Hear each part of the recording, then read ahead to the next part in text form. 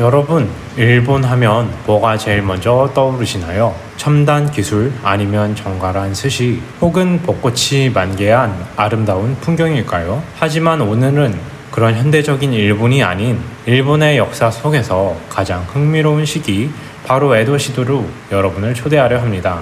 1603년부터 1868년까지 무려 260여 년간의 긴 세월 동안 이어진 이 시대는 겉으로는 고요하고 평화로워 보였지만 그 안에는 엄청난 변화의 씨앗과 야망이 숨겨져 있었습니다. 에도 시대의 시작은 한 남자의 야망에서부터 비롯되었습니다. 도쿠가와 이에야스, 여러분 이 이름을 들어보셨나요?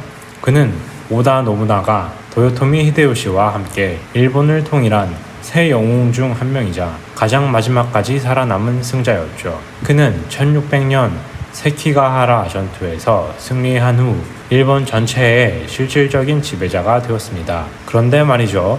이에야스는 단순히 전쟁에서 이기는데 그치지 않고 자신의 권력을 어떻게 하면 오래 유지할 수 있을지를 고민한 굉장히 계산적인 인물이었습니다.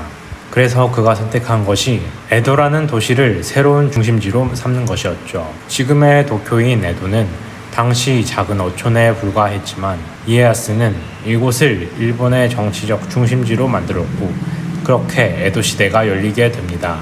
사실 에도 시대를 한마디로 표현하자면 통제된 평화라고 할 수 있을 것 같습니다. 토쿠가와 막부는 일본 전국을 철저히 통제했는데요. 가장 유명한 것이 바로 산킹코타이 제도입니다. 이게 뭐냐면요. 전국의 다이묘, 즉 지방 영주들은 1년의 절반은 에도에서 나머지 절반은 자기 영지에서 지내야 했고 에도에 있지 않을 때는 가족을 인질로 에도에 남겨두어야 했던 제도였죠. 잠깐만요. 그럼 이건 완전히 인질 정치 아닌가요? 네, 맞습니다. 여러분 정확히 그거였죠. 이 제도로 인해 다이묘들은 반란을 꿈도 꿀 수 없었고 오히려 에도와 자신의 영지를 오가는데 엄청난 비용을 쓰느라 경제적으로도 약해졌습니다. 이것이 도쿠가와 막부가 260년 동안 권력을 유지할 수 있었던 가장 큰 비결이었던 거죠. 그럼 이 시기 일본 사람들은 어떻게 살았을까요? 에도 시대는 엄격한 신분제 사회였습니다. 맨 위에는 사무라이, 그 다음으로 농민, 그 다음에 장인, 맨 아래에 상인들이 있었습니다. 재미있는 점은 상인들이 가장 낮은 신분이었음에도 불구하고 실제로는 엄청난 부를 쌓았다는 겁니다. 에도의 상인들 중 상상해보세요. 신분은 가장 낮지만 다이묘에게 돈을 빌려주고 이자를 받는 상인들의 모습을요. 그런데 이 돈이 있어도 신분의 벽을 뛰어넘기는 힘들었기 때문에 그들은 그 돈으로 문화생활을 즐겼습니다. 그렇게 발달한 것이 바로 우키요에라는 목판화와 가부키 같은 대중예술이었죠. 그런데 잠깐, 에도 시대에는 전쟁이 없었다고 하는데 사무라이들은 뭘 했을까요?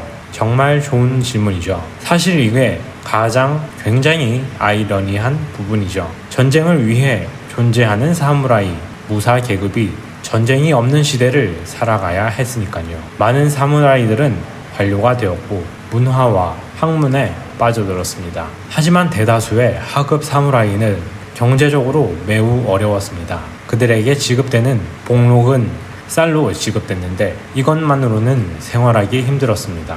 게다가 사무라이는 상업 활동이 금지되어 있었기 때문에 빚더미에 앉은 사무라이들이 많았습니다. 여러분도 상상해보세요. 칼은 차고 있지만 밥은 제대로 먹지 못하는 사무라이의 모습을요. 그들의 불만이 쌓여가는 것은 당연한 일이었겠죠. 에도 시대의 또 다른 특징은 바로 쇄국입니다. 도쿠가와 막부는 1639년 포르투갈과 무역을 금지하고 외국인의 입국과 일본인의 출국을 철저하게 통제했습니다. 유일하게 교역을 허용받은 국가는 네덜란드와 중국 그리고 우리나라, 조선이었죠. 그것도 매우 제한적으로만 말이에요. 네덜란드는 나가사키의 작은 인공섬인 데지마에서만 교역이 허용되었고 그곳에서만 생활할 수 있었습니다. 마치 우리나라의 외국인 전용 구역처럼요.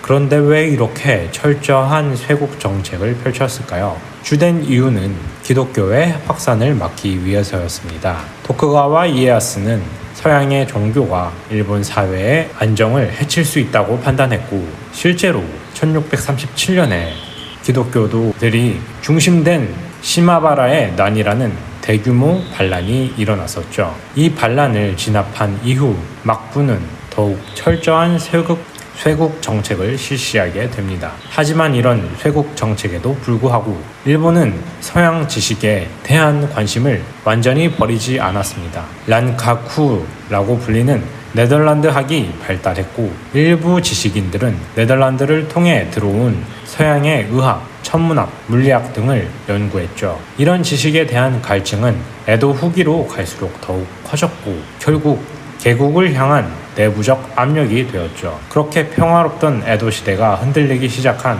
결정적인 사건은 여러분은 혹시 아시나요? 바로 1853년에 일어난 페리 제독의 내항입니다. 미국의 매슈 페리 제독이 이끄는 검은 군함이 에도만에 들어왔을 때 일본 사람들은 충격에 빠졌습니다. 그들이 본 것은 돛이 아닌 검은 연기를 내뿜으며 나아가는 거대한 배였으니까요. 당시 일본인들에게 이것은 마치 외계인의 우주선을 처음 본 것과 같은 충격이었을 것입니다. 페리는 미국 대통령의 국서를 전달하고 다음 해에 답을 받기 위해 다시 오겠다고 선언했습니다. 이 사건으로 일본 전체가 혼란에 빠졌죠. 어떤 이들은 외국인들을 쫓아내야 한다고 주장했고, 또 다른 이들은 개국하고 서양의 기술을 배워야 한다고 주장했습니다. 결국 막부는 미국과 화친 조약을 맺었고, 이후 영국과 러시아, 네덜란드와도 비슷한 조약을 맺게 됩니다. 그런데 이 조약들은 매우 불평등한 것이었죠.